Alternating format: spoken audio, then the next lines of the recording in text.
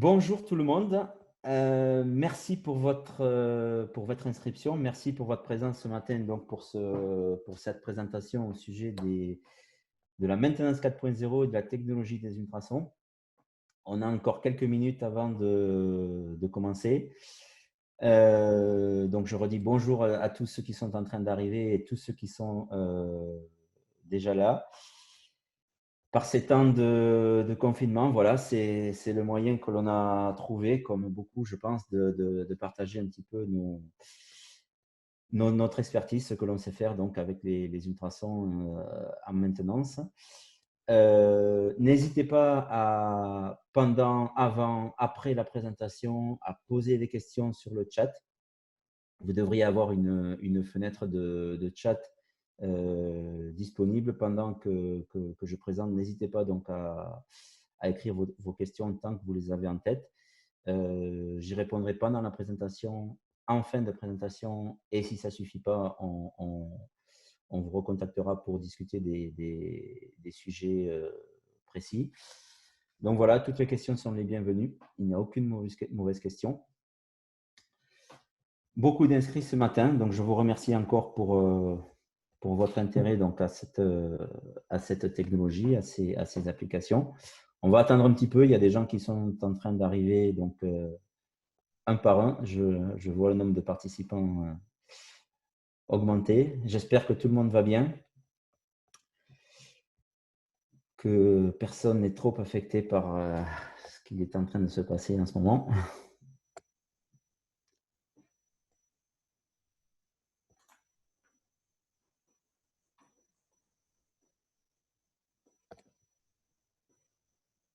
Ce qu'on peut faire peut-être avant de commencer, est-ce que tout le monde m'entend? Est-ce que tout le monde me voit? C'est peut-être pas c'est peut-être pas moi que vous voulez voir, c'est surtout le PowerPoint, la présentation.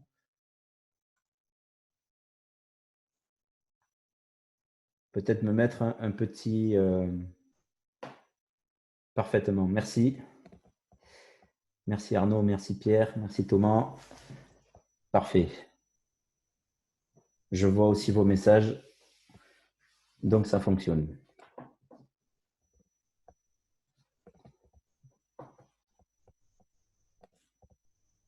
9h59 à Toulouse.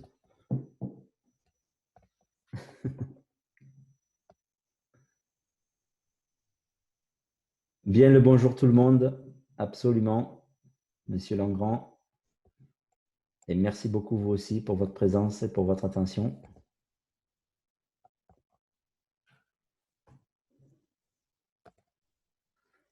J'attends un petit peu, je vois le nombre de participants qui est toujours en train, il y a toujours des personnes qui sont en train d'arriver. On va pas pratiquer le quart d'heure toulousain. Un quart d'heure, ça ferait trop, mais voilà, je commencerai vers 10h05, histoire que tout le monde ait pu se connecter. Bonjour à tous, merci d'avance pour ce webinaire. Merci à vous aussi.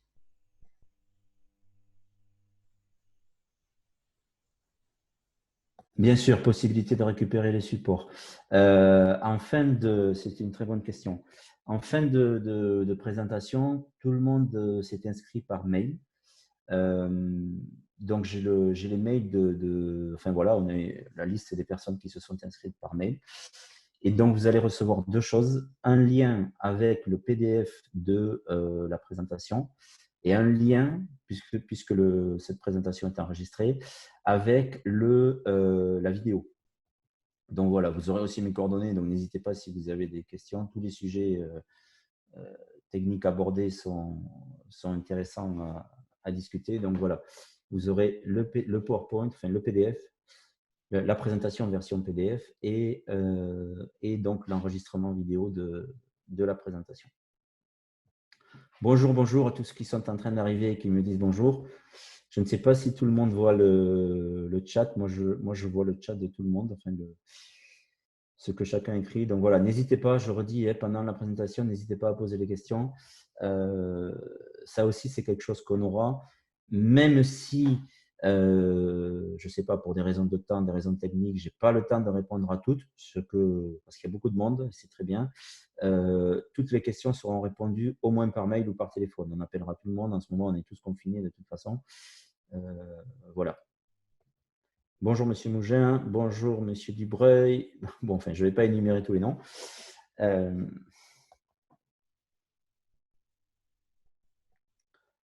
Dans notre malheur, on a la chance de pouvoir faire ce genre de webinaire en ligne.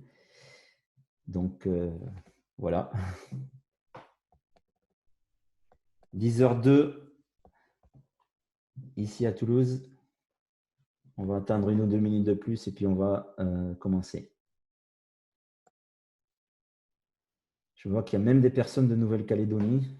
Je ne sais pas quelle heure il est là-bas, mais il ne doit pas être 10h du matin, plutôt tard le soir. Donc, je vous remercie pour 19h, d'accord. Je vous remercie pour votre présence à 19h.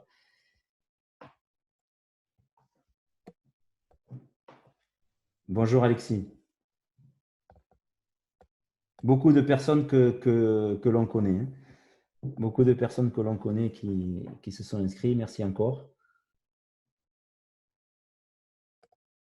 Et bien sûr, de nouvelles personnes, ce qui est très bien. « 10h03. Allez, j'attends quelques secondes de plus. 160 personnes. Excellent. Cette période de confinement, je pense, permet à beaucoup de se connecter, ce qui n'est pas toujours le cas en temps normal, puisqu'on a tous des activités.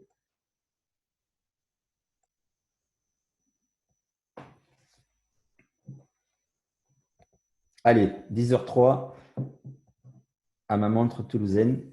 Bonjour, je suis Serge. Pas de souci, pas de souci, pas de souci pour les noms qui apparaissent sur l'écran. Donc, bonjour tout le monde. Merci pour votre inscription. Merci pour votre présentation, pour votre participation, pardon. Le sujet donc de la présentation qu'on vous a proposé, maintenance 4.0, technologie des ultrasons, application 2020.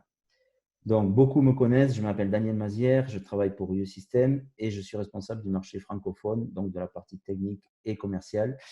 De tous les pays, on a la chance de parler français. Donc, bien sûr, la France, mais pas que. Donc, voilà, de toute la partie francophone.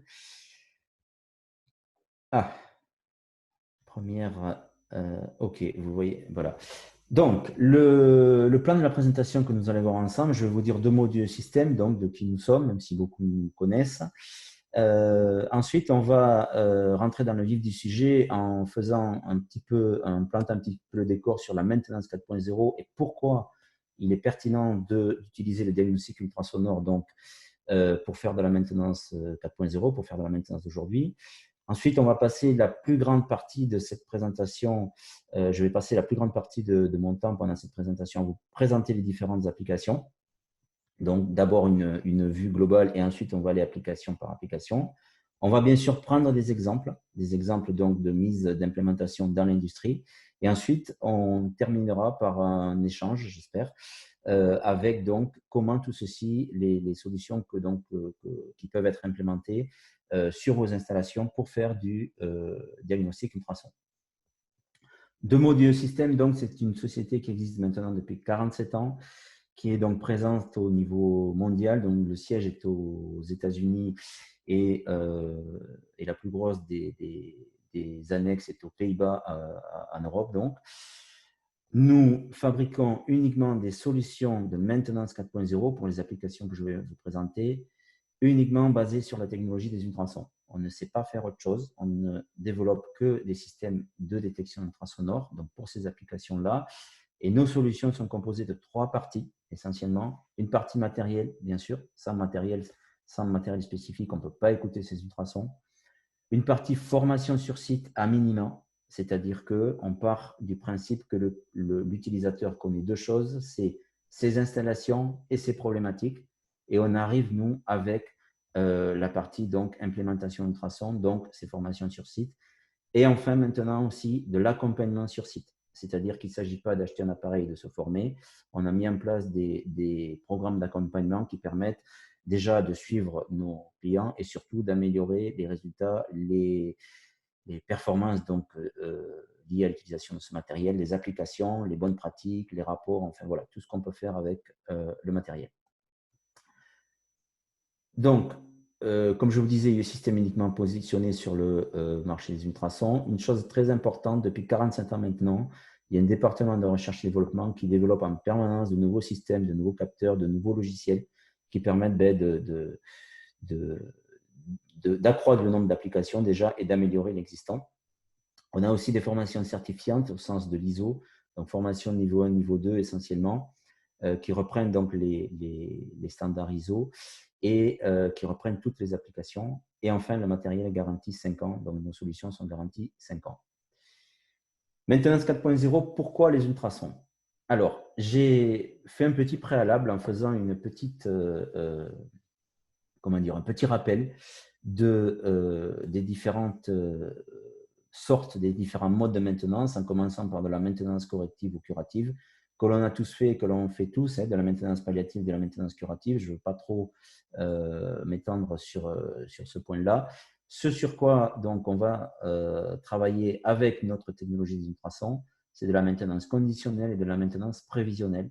Et on va utiliser la détection ultrasonore comme donneur d'ordre, c'est-à-dire qu'on va faire une mesure ultrasonore pour chacune de nos applications pour savoir si, oui ou non, il y a lieu d'intervenir. Et tout ça, donc, ça s'inscrit de façon globale dans la maintenance préventive ou la maintenance prévisionnelle, comme le dit la norme qui s'occupe de ce sujet.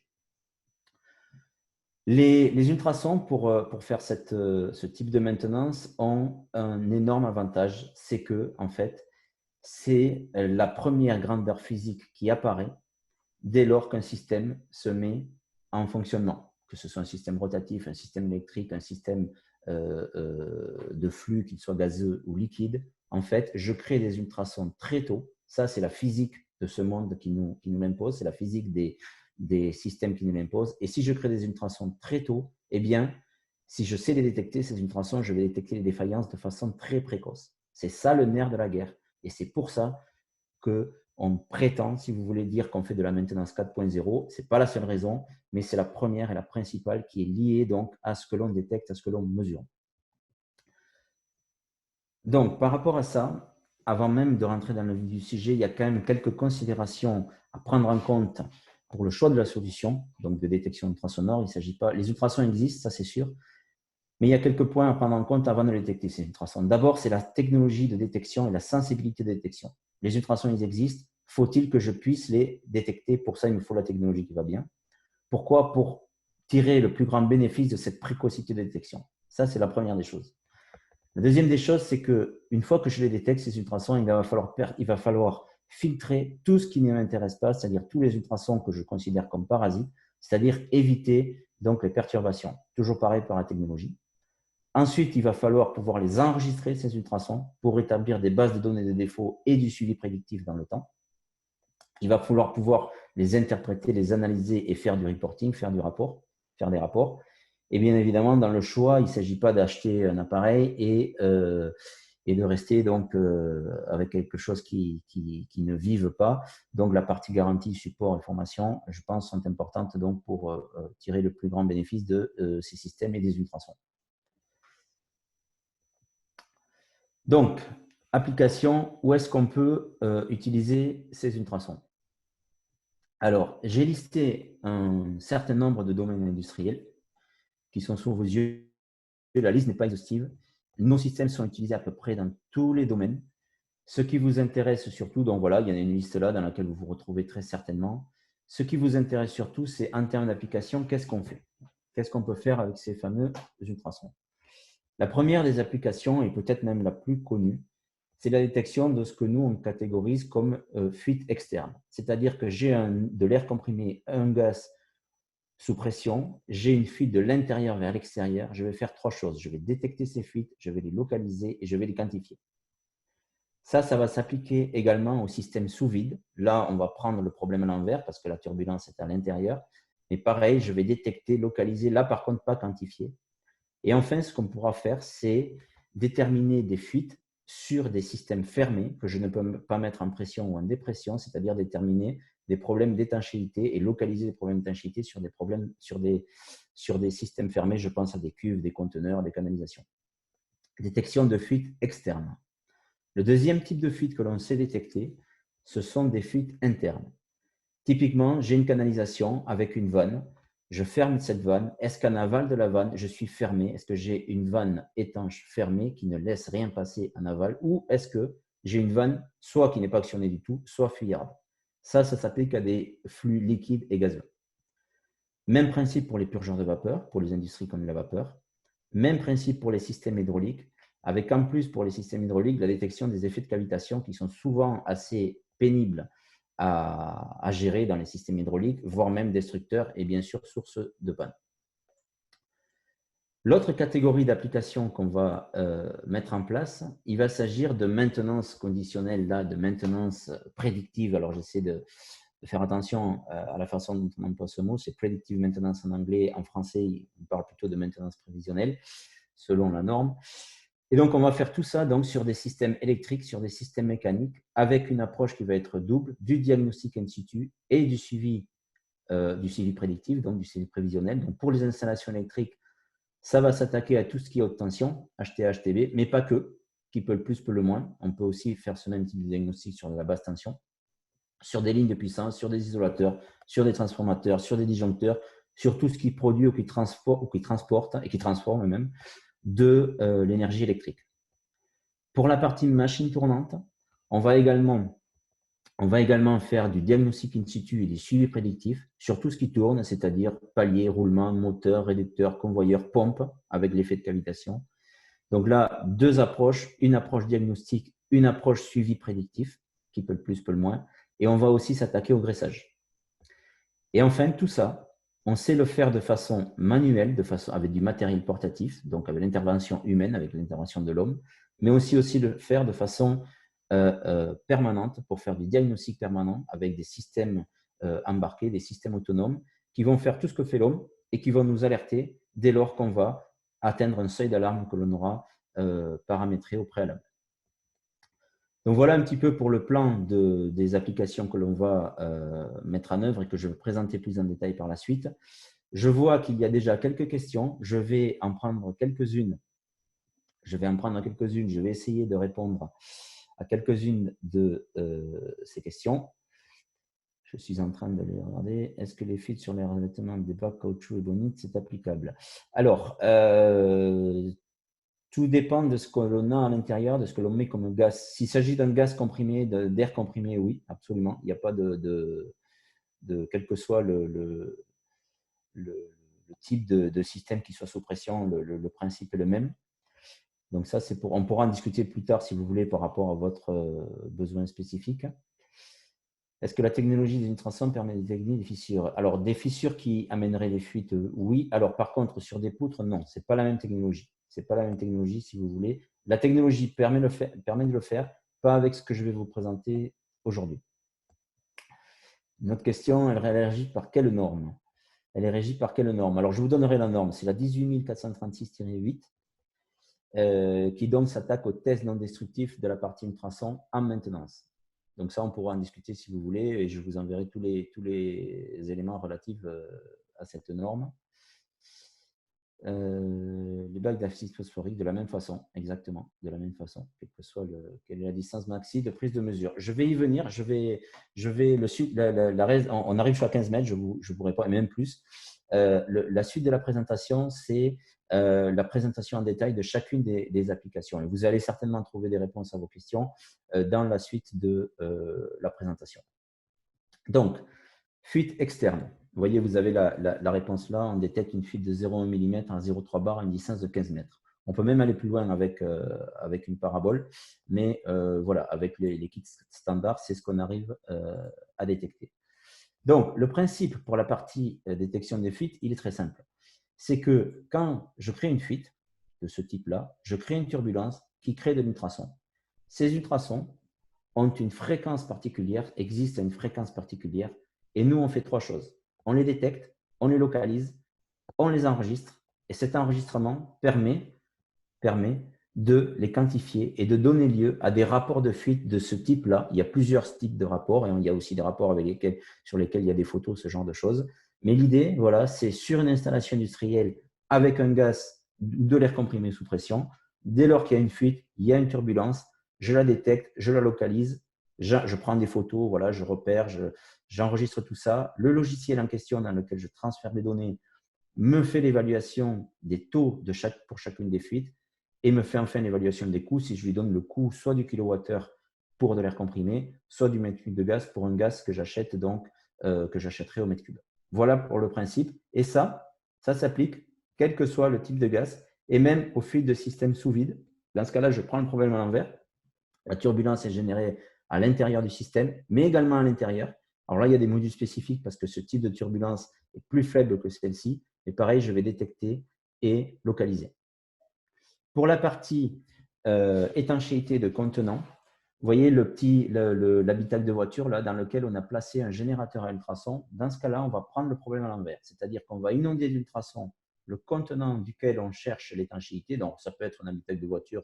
J'ai pris cette photo pour illustrer, mais ça peut être donc une cuve, un échangeur, des canalisations, tout contenant fermé qui doit être étanche. On va l'inonder d'ultrasons avec un générateur comme ça et on va regarder à l'extérieur si l'on détecte des ultrasons ou pas. Si l'on en détecte, ça veut dire qu'il y a une fuite. Les ultrasons sont directionnels. On va localiser l'endroit de passe. Donc, on va détecter le fait qu'il y a une fuite et on va localiser l'endroit. Pour des systèmes de canalisation dans lesquels on ne pourrait pas mettre un générateur comme ça, on a des générateurs spécifiques qui sont à l'extérieur et qui vont envoyer des ultrasons dans la canalisation pour donc, pareil, inonder l'intérieur d'ultrasons. Ça, c'était la partie détection de fuite externe. Alors, je vais prendre quelques questions que je vois là sur la partie détection de fuite externe pour les fuites sur réseau de vide. Merci pour l'information. Oui, voilà.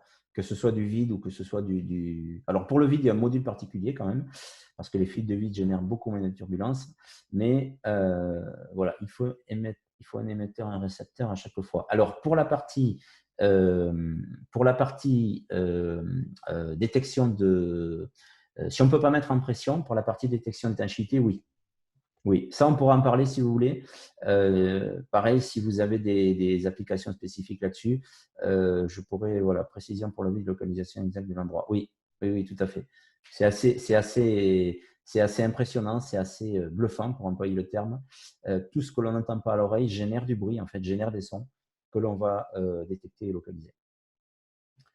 Je passe à la partie fuite interne. Donc, la partie fuite interne, ça va s'appliquer à la partie vanne sur des canalisations gazeuses ou liquides, et à la partie purgeur de vapeur. Le principe est le suivant, c'est que si j'ai une vanne sur une canalisation, avec un sens d'écoulement, par exemple, de la gauche vers la droite, l'idée, le but de cette affaire, c'est de vanne fermée, de valider qu'ici, en aval de la vanne, eh je n'ai aucun flux qui puisse passer, soit par le fait d'une fuite, soit par le fait d'une vanne qui ne serait pas activée, qui ne serait pas manœuvrée. Et donc là, ce que l'on va faire, c'est on va venir faire une détection par contact. Donc, on a des modules spécifiques de contact qui vont pouvoir faire une détection en amont de la vanne et en aval. Et en comparant ce que l'on va mesurer et ce que l'on va écouter dans le casque d'écoute de l'appareil, on va pouvoir dire si cette vanne est fermée, est étanche ou est fiable. Et en plus, on va mesurer l'intensité en décibels de ces flux, de ces fuites, qui vont nous permettre d'évaluer les taux de fuite et de faire du suivi dans le temps, du suivi prédictif, puisque tout ceci, on va l'enregistrer, on va le suivre dans le logiciel pour voir comment ça évolue et pour voir si une vanne qui, je ne sais pas moi, fuit de 10% aujourd'hui, ne continue pas à fuir de 15% dans 6 mois et peut-être de 20% l'an prochain. L'idée, c'est celle-là. Voilà. Ceci, en fait, ça s'applique de la même façon au purgeur de vapeur, avec un diagnostic supplémentaire pour les purgeurs de vapeur, le contrôle du bon fonctionnement, c'est-à-dire des cycles. Pour les industries qui ont de la vapeur, c'est une industrie nécessaire, intéressante, mais qui coûte cher à produire et qui malheureusement présente beaucoup de pertes. Et beaucoup de pertes, notamment par ces purgeurs qui ont plusieurs petits défauts. Le premier, c'est à un moment donné d'oublier de cycler, d'arrêter de cycler. Donc ça, on les diagnostique. Et deuxièmement, de fuir, même s'il ferme et s'il cycle, de fuir, d'être fuyard en position fermée. Donc, de la même façon, on va contrôler donc l'existence de cycle et si fuite il y a, si le cycle, purgeur fermé, on va arriver donc à déterminer si purgeur fermé il cycle ou pas. Dans l'absolu, ce que ça donne, avant même de rentrer dans les détails de rapport, c'est que ces purgeurs-là, on va les écouter et à l'oreille de la personne qui fait cette inspection, on entend des choses comme ça. Je suppose que vous allez entendre le son de que je vais donc vous faire écouter tout de suite. Hop, alors, voilà, que je vais vous faire écouter tout de suite. On entend dans le casque quelque chose qui ressemble à ça.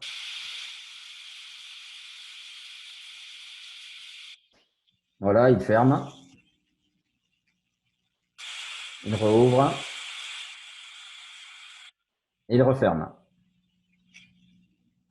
Voilà pour un purgeur qui cycle. On entend de façon… Alors, c'est juste un exemple. Après, on en voit également sur l'écran de l'appareil les différents cycles d'ouverture ou fermeture. À l'inverse, un purgeur qui ne cycle pas va avoir un flux continu, un son continu comme ceci.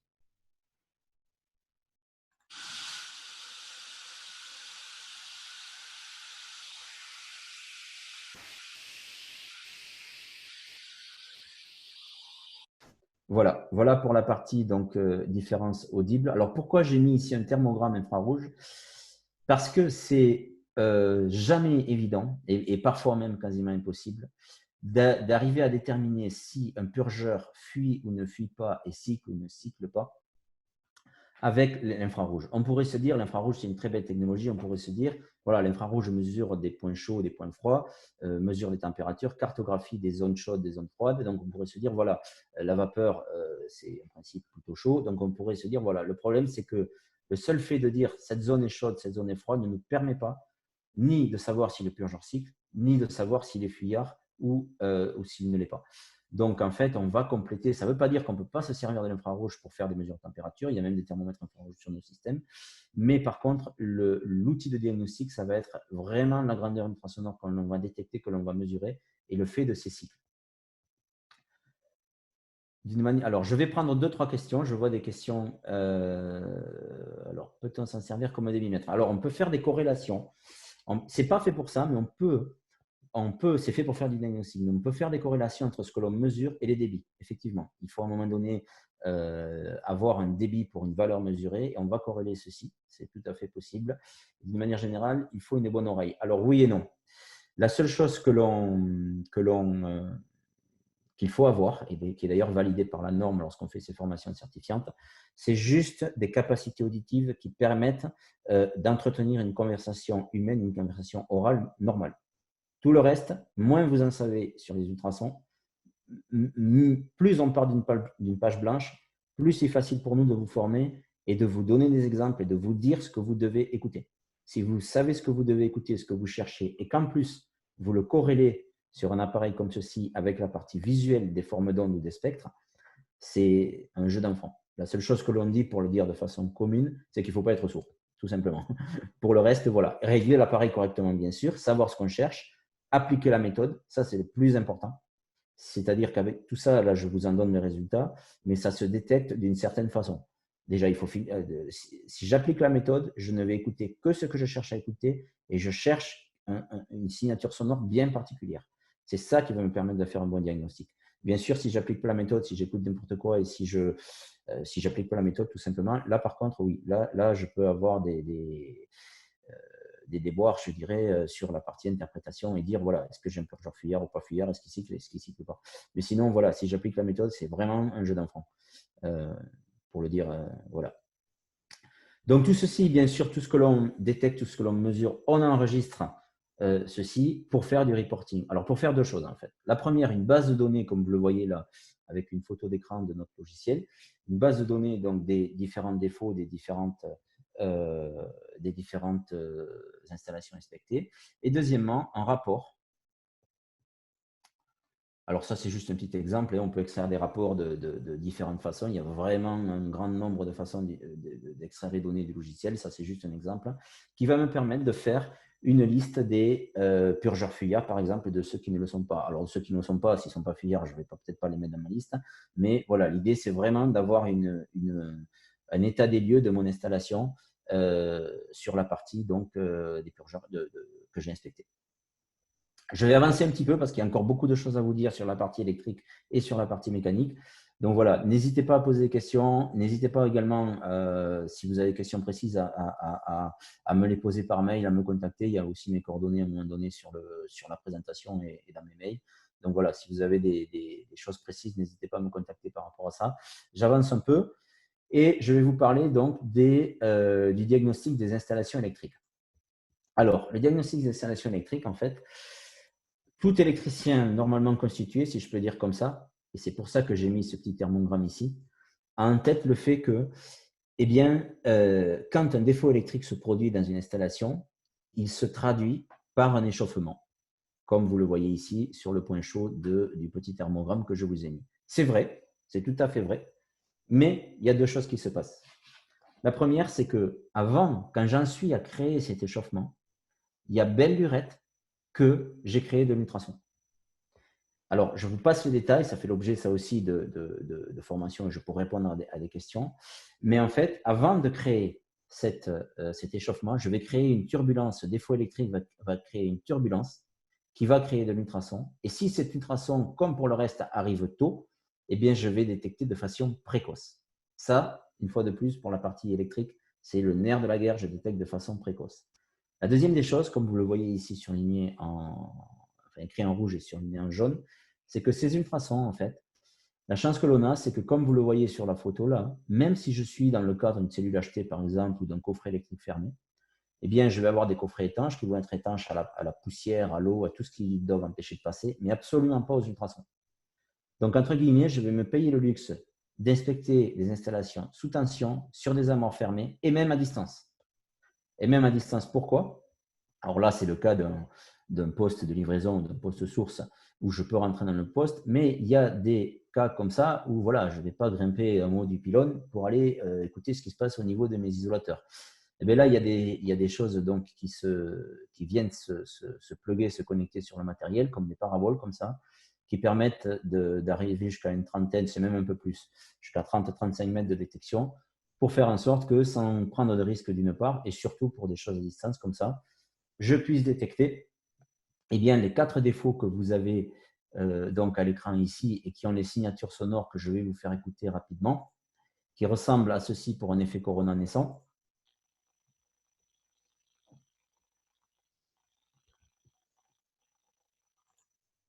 Qui vont ressembler à ceci pour… Alors, excusez-moi, je suis obligé de déplacer des fenêtres sur mon écran pour pouvoir vous faire écouter. Voilà. Ça, c'est de la décharge partielle.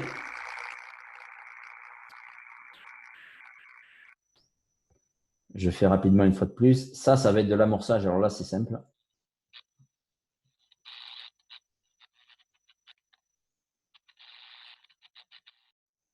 Voilà. Et enfin, celui que l'on détecte aussi qui peut souvent être à l'origine des autres, c'est les desserrages.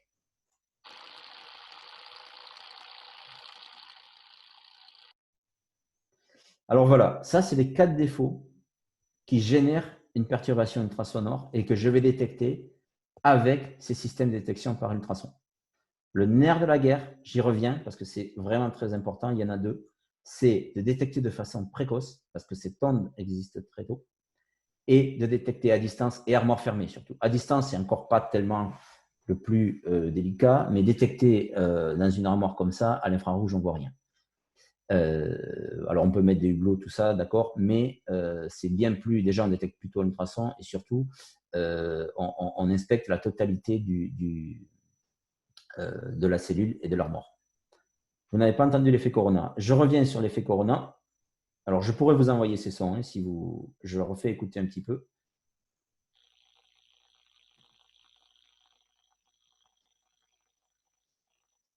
Voilà pour l'effet Corona. L'effet Corona, c'est un crépitement régulier. Quand je fais quand je fais des inspections électriques, je cherche un crépitement dans le casque.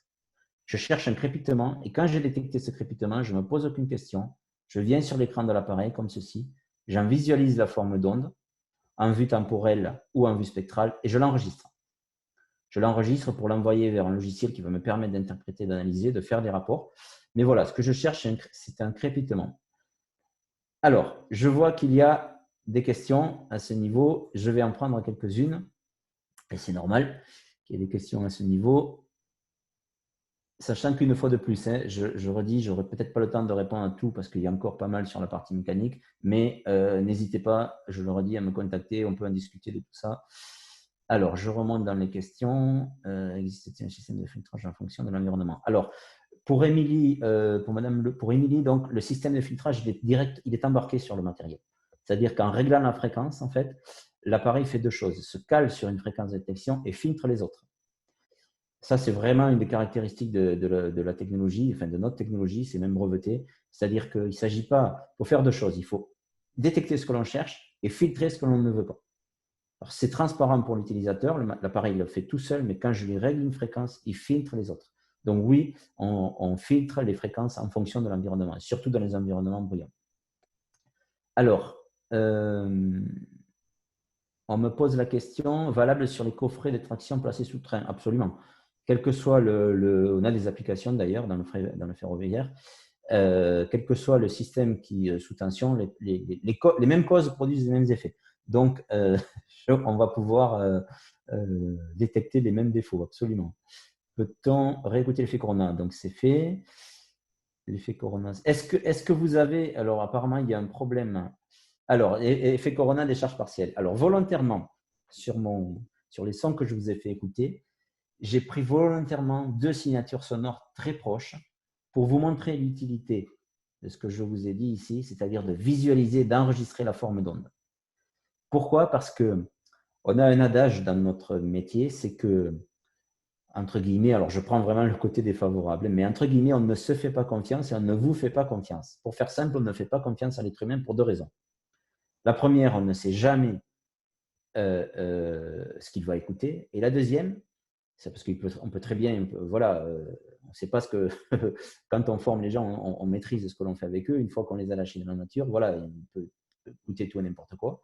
Ça, c'est la première des choses. C'est très rare, mais bon, voilà. La deuxième des choses, c'est que chacun a son interprétation auditive qui lui est propre. Et là, il ne s'agit pas de laisser une zone d'ombre, si je peux dire, sur l'interprétation de ce que l'on détecte. Il faut que, pour le même défaut, chacun détecte la même chose et surtout, chacun ait la même interprétation. Donc, pour mettre tout le monde d'accord, il y a quelque chose qui met tout le monde d'accord, c'est ce que vous avez sous les yeux, c'est la forme d'onde du défaut. Donc, le principe, il est simple, c'est la méthode que l'on donne, c'est la suivante. On trouve un défaut, on le localise, on en prend une photo, on prend tout ce qui peut nous aider donc, à le localiser, à le caractériser, et surtout, on en enregistre la forme d'onde et l'intensité en décibels. Et ça ne triche pas. Dans la formation pour la partie électrique, on vous explique les 4 types de défauts que vous avez ici. On vous donne les signatures sonores, les caractéristiques de chacun et les formes d'onde en vue temporelle et en vue spectrale de chacun de ces défauts. Ça veut dire que demain, vous trouvez un effet Corona, une décharge partielle, un amorçage, un desserrage, il n'y a aucune question à se poser. Et en plus, on vous laisse un petit état de mémoire, si vous voulez, visuel en fin de formation, qui fait que même si l'inspection est faite dans 6 mois et que la personne qui fait l'inspection a un petit peu oublié la formation, c'est pas grave. Vous avez déjà les références des défauts. Et il y a autre chose, c'est que tout client qui a acheté le matériel et qui a fait la formation a notre support. C'est-à-dire que si vous trouvez un défaut ou qu'il y a un doute, vous enregistrez ce défaut, vous nous l'envoyez par mail. Et là, on en discute et ensuite, on fait l'analyse ensemble ou on vous fait l'analyse. Voilà pour… Alors, Corona des charges partielles, les différences sont volontairement étroites, donc j'ai répondu et c'est voilà, l'effet Corona, je l'ai fait réécouter, la détection par décharge est évidente en BT qu'en HT. Alors, c'est une très bonne question. Elle est encore plus évidente parce qu'en BT, on peut ouvrir les coffrets, en principe. Et en plus, les mêmes causes produisent les mêmes effets. Il faut très peu d'énergie, c'est ça la chance qu'on a avec nos ultrasons, c'est qu'il faut très peu d'énergie pour créer notre signal. Et il faut même que l'on baisse la sensibilité. Parce que sinon, à un moment donné, alors on baisse la sensibilité, on règle également le volume du casque. Hein. Il ne s'agit pas comment dire, de se détruire les oreilles, pas du tout.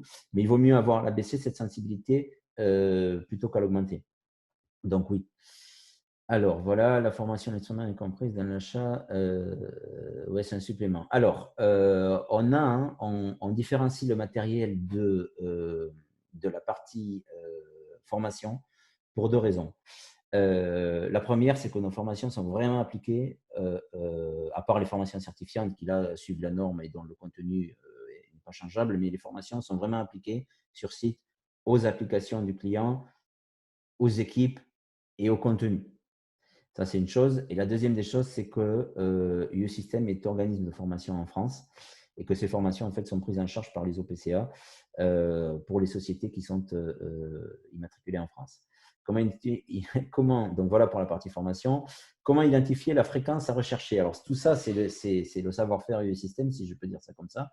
Tout ça, on vous l'explique en formation, on vous le donne et en plus, on vous le fait expérimenter de sorte à ce qu'il n'y a pas 36 fréquences, si vous voulez. Les défauts que l'on cherche existent à une fréquence bien particulière.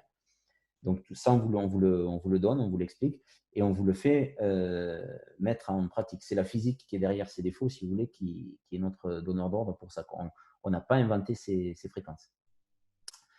Donc voilà, je pense répondre. Alors, encore d'autres questions. Sachant que dans les coffres d'extraction, nous avons des compartiments achetés, des compartiments BT. Pour la partie BT, comment accéder à un diagnostic via une transformation sur les descendants électriques? Alors, je ne vais pas rentrer dans tous les détails là, mais si vous voulez, on se sert pour répondre à votre question, pour avoir une réponse générique. Les ultrasons sont directionnels. Donc, déjà, on va différencier votre partie HT de votre partie BT. Et même si les deux se superposent, si je peux dire ça comme ça, le côté directionnel des ultrasons va nous amener sur votre défaut, sur vos défauts. C'est-à-dire que qu'on arrive sur un desserrage sur la partie HT ou sur la partie BT, on va arriver sur un défaut. Après, charge à vous de bien le localiser, de prendre la photo et d'aller le traiter. Mais qu'il soit sur la partie HT ou BT, c'est pas du tout… Alors, prédire la vie d'un isolant, non. Prédire, c'est pas quelque chose qu'on sait faire. Donner des éléments qui nous disent que voilà, votre isolant en question n'est plus ce qu'il devrait être, ça oui. Mais vous dire il va durer 1 an, 2 ans, 3 ans, 10 ans, on détecte beaucoup de choses avec nos systèmes, on n'est pas Madame Soleil. Ça, c'est une… Alors oui, il existe du matériel latex. Je prends notre question, voilà. Oui, il existe du matériel latex. J'avance un peu sur la partie électrique. L'heure tourne. Je jette un coup d'œil à l'heure. Voilà, l'heure tourne. Donc, j'avance un peu sur la partie mécanique, pardon. N'hésitez pas à revenir vers moi une fois de plus si vous avez d'autres questions sur la partie électrique. Alors, la partie inspection, diagnostic et suivi prédictif de machines tournantes, donc le futur de la maintenance 4.0. Pourquoi cette phrase? Avant de dire pourquoi cette phrase, je reviens au principe, c'est que toute mise en rotation d'une machine tournante produit une friction mécanique qui génère un signal ultrasonore. Qu'est-ce que ça veut dire? Ça veut dire que la chance que l'on a, c'est qu'on va générer un signal avant même d'avoir une défaillance et que cette chance-là, le fait de générer un signal avant même d'avoir une défaillance, va nous voir apparaître ce signal ultrasonore très tôt et va nous permettre de détecter même dans le domaine proactif, en l'occurrence des manques de graisse pour les éléments qu'on graisse, et de détecter très tôt, et en tout cas au plus loin de ce point rouge de défaillance ici que l'on cherche à éviter. C'est ça le nerf de la guerre. C'est-à-dire que je cherche vraiment à détecter le plus tôt possible qu'il est en train de se passer quelque chose dans ma machine tournante. Alors, par machine tournante, je pense que j'ai non. Par machine tournante, on entend tout ce qui tourne et qui met en contact deux pièces métalliques. Alors, bien sûr, il y a tout ce qui est roulement, que ce soit des roulements à billes ou à galets, tout ce qui est palier lisse, et tout ceci, que ce soit monté sur un moteur, sur une pompe, sur un réducteur, sur tout ce qui tourne. Dès lors que je mets en rotation, je vais créer un signal qui va exister avant même d'avoir un défaut. Ça, c'est le nerf de la guerre. Et quand je vais avoir ce signal, je vais avoir deux choses. Je vais pouvoir mesurer deux choses. La première, comme vous le voyez ici, c'est l'intensité en décibels qui va être générée par cette mise en rotation. Ça, c'est un élément très important. Je vais même savoir prendre une référence. Et la deuxième des choses, exactement comme sur la partie électrique, je vais en détecter, en mesurer et en enregistrer la forme d'onde en vue temporelle, en vue fréquentielle, qui va me permettre de faire l'analyse derrière quand je vais avoir un défaut. C'est-à-dire que je ne vais peut-être pas enregistrer les formes d'onde à chaque fois, L'idée, ce n'est pas de remplir une base de données, mais quand je vais avoir un défaut, je vais en enregistrer donc, cette forme d'onde qui va me permettre d'analyser. L'approche est double. La première, c'est de faire du diagnostic in situ, comme vous le voyez sur la gauche là, avec un petit stéthoscope. C'est-à-dire que casque connecté, casque sur les oreilles. Donc, je vais venir toucher. Alors, pas n'importe où, n'importe comment. Mais là aussi, il y a une méthode. Tout ça, c'est pas compliqué, mais il faut respecter la méthode de mesure. Je vais venir toucher le corps d'un palier, par exemple, pour en mesurer l'intensité en décibels et en écouter et voire même enregistrer la forme d'onde.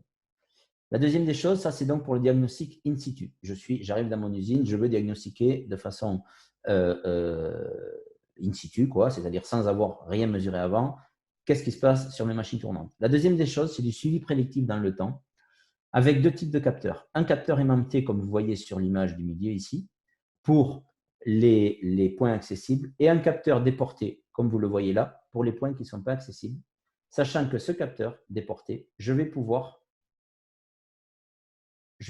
le connecter à un boîtier, comme vous voyez là, qui va être connecté à mon ultraprobe pour faire, je réponds à la question en même temps, là, que je vois, pour faire donc, soit par des mesures manuelles, soit par un outil de surveillance permanente, pour faire du diagnostic le plus précis d'une part, et surtout le plus pertinent par rapport à une potentielle défaillance qui va arriver sur ce palier-là, sans arrêter la machine. Parce qu'il y a de plus en plus d'équipements qui sont carénés et que l'on ne peut pas ouvrir. Et donc, il ne s'agit pas de dire, voilà, je sais faire du diagnostic et détecter très tôt. Si je ne peux pas arriver sur mon palier, sur mon moteur, sur tout ce qu'il y a là-dedans, je ne vais pas faire grand-chose. Donc, trois types de capteurs. J'y reviens. Un capteur stéthoscope ici pour faire du diagnostic in situ. Un capteur aimanté pour faire des rondes, en fait, avec des petites pastilles que je vais mettre en place sur mes machines tournantes pour mesurer toujours la même chose au même endroit, pour identifier le point de mesure. Et enfin, un capteur fixe comme ça qui pourra se connecter soit à un appareil portatif, soit un appareil fixe. Alors là, je vois quelques questions, je vais en prendre quelques-unes. Pour les capteurs fixes, quelle est la durée d'enregistrement max? Alors, la durée d'enregistrement n'est pas, sauf à ce que vous ayez du matériel qui fait des cycles, mais alors la durée d'enregistrement déjà, elle peut être paramétrée de façon automatique dans le matériel ou de façon manuelle. Avec 15-20 secondes d'enregistrement, vous en avez plus qu'assez pour analyser si défaillance il y a.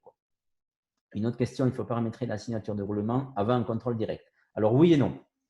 Oui et non parce que quand on vous apprend à faire du diagnostic in situ, vous n'avez aucune référence dans vos roulements. Donc il faut savoir, malgré ça, diagnostiquer. Donc là, ce qu'on vous apprend à faire, c'est deux choses. D'abord, c'est écouter un palier. Et deuxièmement, sur le type de palier que vous avez, arriver à le classer dans une des trois catégories suivantes. Tout à fait fonctionnel sans défaut, juste un manque de graisse, et palier qui commence déjà à présenter une défaillance. Je ne vais pas rentrer dans les détails parce que je ne vais pas avoir le temps. Je vois l'heure qui tourne, on pourra en discuter. Tout ça, c'est vraiment expliqué et mis en œuvre dans la formation machine tournante. Et une fois qu'on a fait ça, ce qu'on vous apprend à faire aussi, comme vous le voyez sur ce type de graphe-là, c'est à vous prendre, vous, une référence pour chacun de vos paliers. Si vous avez cette référence, que l'on vous apprenne également à mettre ces niveaux de préalarme, d'alarme, et également qu'on vous donne la méthode pour établir la périodicité de mesure, vous avez tout ce qu'il faut. Vous savez prendre la référence de vos paliers, vous savez paramétrer les niveaux de préalarme, les niveaux d'alarme, et mettre en place les périodicités. Vous êtes complètement armé pour avoir une stratégie vraiment optimale de diagnostic in situ et prédictif de vos machines tournantes. Et je rajoute un point, puisque vous voyez ici que notre petit, je vais répondre en même temps à une question, ou plusieurs peut-être, qui sont en train d'arriver, beaucoup de questions. Et vous voyez ici que mon niveau de préalarme a la même couleur que le terme engraissage ici. Ça veut dire que, ce faisant, je vais faire deux choses. Je vais établir un suivi prédictif de mes machines tournantes et en plus, je vais détecter les éléments qui ont besoin, qui sont à niveau de préalarme de graissage. Donc, je vais savoir qu'ils ont besoin d'être graissés et quand. La troisième information qui me manquait pour ce faire, c'est quand est-ce que je dois graisser. Pardon, quelle quantité de graisse je dois, quand est-ce que je dois graisser, c'est quand je suis en alarme. Quelle quantité de graisse je dois attribuer à ce palier, et bien là, on a un autre petit système qui se monte sur une pompe à graisse, comme vous voyez ici, qui permet d'écouter les paliers pendant que je les graisse. Donc, le principe, c'est le suivant. Je mets en place un suivi prédictif, comme vous avez ici sur le graphe que vous avez là. Tant que je suis en zone verte, je ne touche à rien.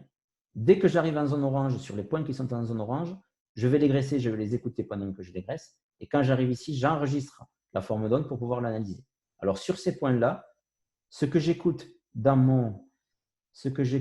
ici, dans le casque de mon petit appareil de graissage, c'est la chose suivante. Alors, si j'arrive à… Voilà. Pour un palier qui n'a pas besoin de graisse, je vais entendre un bruit fluide et continu.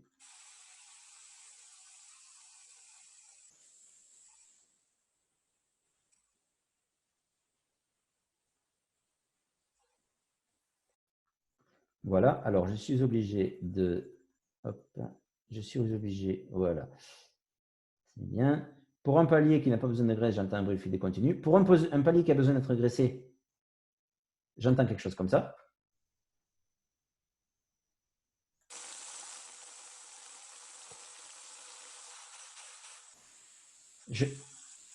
J'écoute l'effet du graissage. Et si par contre, c'était autre chose que la graisse,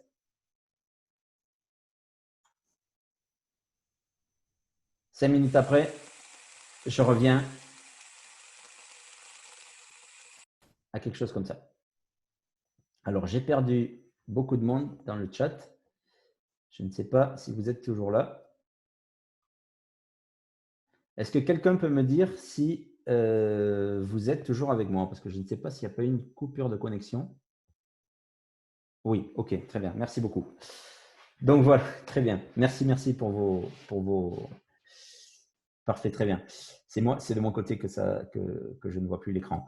Donc voilà pour le principe. Alors, je vais prendre quelques questions parce qu'il y en a pas mal ici et c'est très bien. Alors,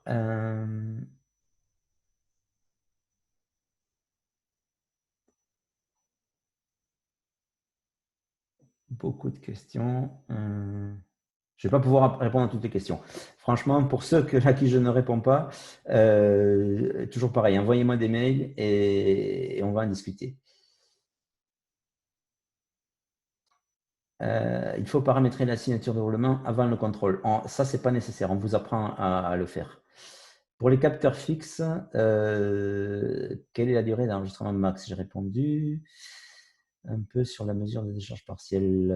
OK, tout à l'heure. Est-ce qu'il y a une vitesse de rotation précise pour le diagnostic? Alors non. Et c'est ça c'est un énorme intérêt. C'est-à-dire que vous tourniez à 3 tours par minute ou à 15 000 tours par minute, ce qui va changer en fait, c'est le réglage de la sensibilité de l'appareil. C'est-à-dire que vous, en fonction du niveau de rotation, en fait, en fonction de la vitesse de rotation, vous allez avoir un niveau de sensibilité que vous allez régler vous-même et pareil, que l'on va vous apprendre à régler, qui va vous permettre de tout écouter, de tout diagnostiquer. Ça, c'est un énorme point parce que les faibles vitesses de rotation, notamment, sont très difficiles à diagnostiquer avec d'autres technologies.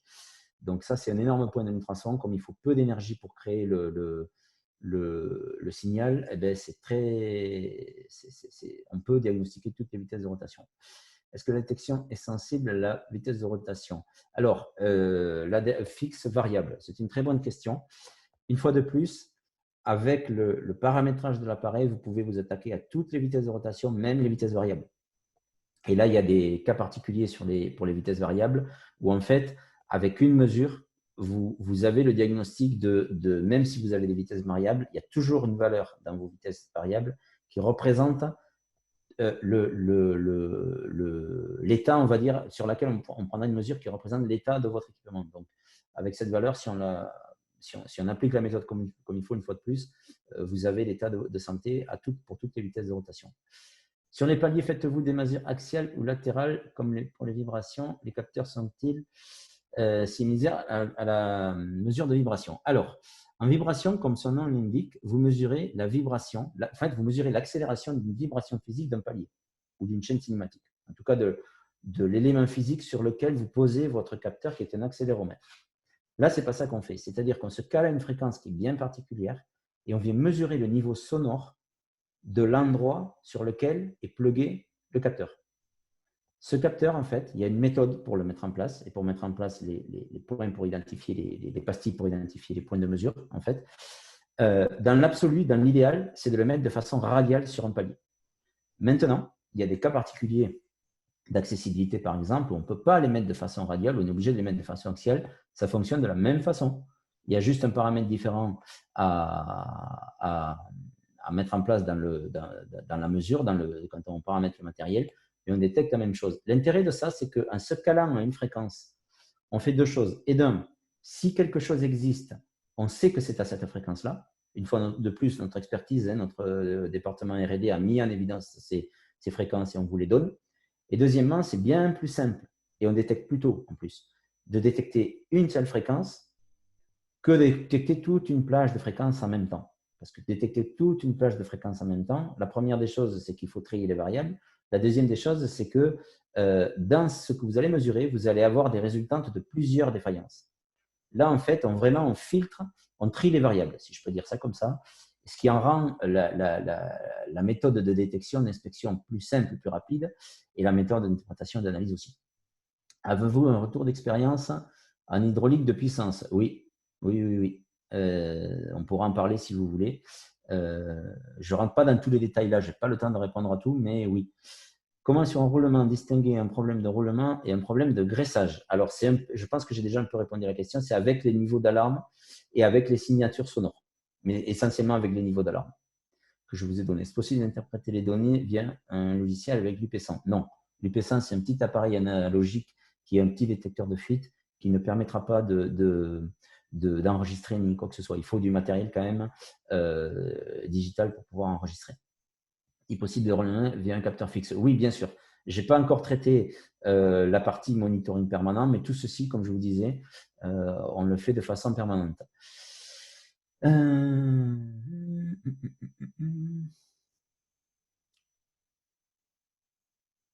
Peut-on suivre les défauts électriques avec les capteurs fixes de surveillance mécanique? Alors, sur les transformateurs, oui, mais pour la partie inspection électrique, il y a des choses qui sont en développement pour faire du diagnostic, du monitoring permanent également, avec d'autres types de capteurs. Si ça vous intéresse, on pourra en parler. Voilà. Alors, je ne peux pas répondre à toutes les questions. Je m'excuse, j'avance un peu.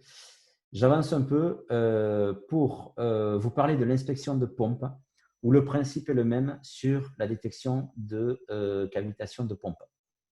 Et typiquement, ce que j'entends, ça va être quelque chose comme ça.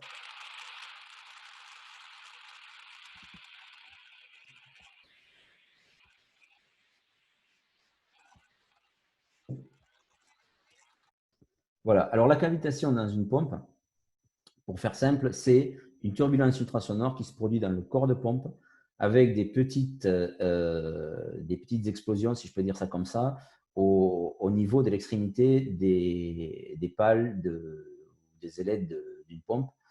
Pour faire simple, qui a pour fâcheuse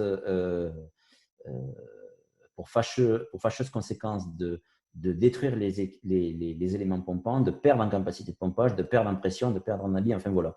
Tout ceci se génère de l'ultrason et je vais pouvoir le détecter, le suivre dans le temps, donc de la même façon que je détecte la défaillance d'un roulement avec l'ultrason. Et j'en viens donc à notre système de surveillance permanente qu'on appelle forecast pour prévoir en anglais, qui va nous permettre de faire la même chose que ce que je viens de vous présenter là de façon manuelle, mais de façon automatique. C'est-à-dire qu'en fait, on va venir connecter des capteurs fixes à un boîtier, donc bien évidemment sur les paliers que je souhaite monitorer, que je souhaite suivre, à un boîtier d'acquisition qui va être piloté par le logiciel d'acquisition, à laquelle je vais dire trois choses. La première, c'est le niveau de référence, le niveau de préalarme, le niveau d'alarme. Quand je vais faire ceci, capteur mis en place, je vais avoir une écoute permanente et non pas échantillonnée comme dans d'autres technologies, une écoute permanente de mes paliers. Cette écoute permanente va me permettre, à un moment donné, si j'ai une dérive, de venir m'alerter quand le niveau ultrasonore en décibels ici sur l'axe des ordonnées va atteindre un niveau de préalarme ou un niveau d'alarme. Donc, je vais être alerté soit par SMS, soit par mail, soit sur le tableau de bord de mon logiciel. Soit même, je peux remonter l'information sur des systèmes de GMAO. Et cette alerte va faire deux choses. Et d'un, va me donner le suivi, ici, comme vous voyez au milieu de mon écran, le suivi donc relatif au point qui est en alarme. Et de deux, va m'enregistrer et va m'envoyer également l'enregistrement, la forme d'onde en vue temporelle ou spectrale, l'enregistrement donc, qui correspond au niveau d'alarme détecté. De sorte à ce qu'à distance, je vais pouvoir venir déjà savoir que je suis en alarme et surtout venir faire l'analyse et déterminer la sévérité, la gravité de mon défaut. En fait. Est-ce que je suis en présence d'un défaut naissant ou est-ce que voilà, c'est déjà grave et c'est surtout sur un équipement critique, est-ce qu'il faut que je prenne les mesures qui vont bien pour éviter la panne. Et c'est là le nerf de la guerre, c'est que sur les équipements critiques, ce que ceci permet, l'ultrason permet de détecter tôt, mais si en plus j'ai un système automatique, c'est-à-dire l'idée c'est d'être vraiment alerté en temps réel dès lors que je change de mode. Et l'idée, j'y reviens, c'est vraiment de faire du prédictif pour éviter encore plus que de façon manuelle le fameux point de défaillance rouge ici que vous voyez en bas à droite sur mon écran. Ça, c'est vraiment le nec le plus ultra, si je peux dire ça comme ça, pour être alerté en temps réel donc, et donc prévenir toute défaillance qui, elle, me coûte de l'argent. Donc voilà, ce que je peux vous dire, je suis en train d'arriver à la fin, donc il nous reste quelques minutes pour répondre à quelques questions, mais je suis en train d'arriver à la fin. Ce que l'on peut dire par rapport à tout ça et notre approche, en fait, c'est que pour mettre en place une bonne stratégie de maintenance prévisionnelle, de maintenance prédictive et de fiabilité, ce qu'on pense, c'est qu'il faut le bon appareil adapté aux bonnes applications avec la bonne formation et le bon accompagnement sur site. C'est-à-dire que tout ça, c'est du matériel, c'est de la technologie, mais il faut vraiment l'adapter à chacun des cas que l'industriel a à mettre en place et à chacun des objectifs surtout. On ne va pas, bien évidemment, comme je vois quelques questions là, avoir le même appareil entre un UP, un Ultraprop 15000 ici qui va me permettre de faire à peu près tout ce que je peux faire et un appareil qui me permet de faire de la simple détection de fuite. Ce n'est pas les mêmes caractéristiques techniques, ce n'est pas les mêmes matériels, il n'y a pas les mêmes fonctionnalités, ce n'est pas les mêmes objectifs non plus. Ça n'empêche pas d'avoir les deux, mais voilà, il faut vraiment adapter le matériel et la philosophie d'implémentation aux objectifs et aux applications donc, à mettre en œuvre. Alors, j'ai fini rapidement tout ce que je voulais vous dire. Je vois beaucoup de questions encore à la fin. Je vais les prendre par ordre décroissant. Alors, peut-on détecter des frictions sèches sur garniture mécanique? À partir du moment où on peut, mettre un capteur, et ce qui peut arriver sur ce genre, parce qu'on a déjà eu le cas, ce qui peut arriver sur ce genre d'installation, c'est que l'endroit où se trouvent les garnitures ne sont pas accessibles, mais là, on a nos capteurs déportés. À partir du moment où on peut mettre en place un capteur, oui. Il faut le voir, ça. Voilà, on ne met pas n'importe quel capteur, n'importe comment, n'importe où. Mais à partir du moment où on peut accéder, oui. Alors, d'autres questions D'autres questions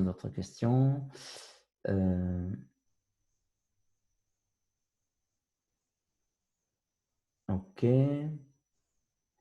Alors, ce que je vais devoir faire, parce qu'il y a vraiment beaucoup de questions, dont je vous remercie une fois de plus, je vais pas. Ce qui se passe, c'est que je dois rendre, en fait, on a un autre webinaire, donc après ma présentation, je dois rendre l'accès donc au webinaire. Ce que je vous propose à tous, c'est vraiment de reprendre les questions que vous m'avez posées, qui sont toutes très intéressantes et qui méritent toute discussion. Voilà. Je vais les reprendre également moi-même, mais vraiment, n'hésitez pas. Vous allez recevoir un mail de ma part avec donc le PDF de la présentation et et l'enregistrement, donc, je pense une vidéo YouTube. Vraiment, reprenez les questions que vous avez. N'hésitez pas à me les adresser par mail, de m'appeler par téléphone. Je le ferai également. Voilà, il n'y a aucune question qui doit rester sans réponse. Voilà. Je m'excuse encore d'écourter de façon un peu soudaine donc cette présentation, mais bon voilà, on peut pas avoir plusieurs webinaires en même temps sur le même système. Je vais vous recontacter à tous. N'hésitez pas à le faire également, vraiment. Bombardez-moi de mails, il n'y a pas de souci pour ça. Et je vous remercie encore. Je vous souhaite une très bonne journée. Prenez tous soin de vous, vu la période actuelle. Et je vous dis à très bientôt. Merci beaucoup à tout le monde. Au revoir.